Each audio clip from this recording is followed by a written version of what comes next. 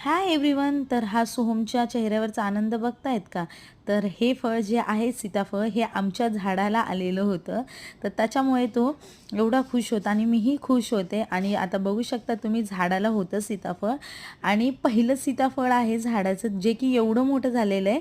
आणि बाकीचे पण छोटे छोटे सीताफळ आहेत जे की अजून छोटेच आहेत, पकलेले नाही. तर हे पण पकलेलं नव्हतं, पण ते ना गळून जातं जास्त पकल्याच्या नंतर ना, आणि मग खाली पडलं की खराब होईल. त्याकरता त्याला जेव्हा असं म्हणतात की डोळे आले की काढून घ्यावे, तर ह्याला असे डोळे आलते. तर ते काढून घेतलं मी आणि नंतर ना पेपरमध्ये रॅप करून गव्हाच्या पोत्यात ठेवलं. आणि दुसरी गोष्ट, झाडाला ना आवळेसुद्धा आलते आमच्या, आणि एवढे आलते आमचं कधी लक्षच गेलं नाही, आणि खाली आवळे गळून पण पडले नाही. आधी हा एक आवळा काढून दिला सोहमला, आणि सोहम बघतात का किती खुश झालाय. पण आम्हाला ना सरप्राईज तेव्हा मिळालं की एकाच फांदीवर 3-4 आवळे लागलेले, आणि सीताफळ आणि आवळे हे पहिल्यांदाच आमच्या झाडांना आलेले आहेत. आणि तसं बघायला गेलं तर थोडंसं आंबट होता आवळा, कारण अजून थोडासा तो पिकलेला नव्हता. पिवळसर झाडलं की त्याच्या तुरडकपणा कमी होतं.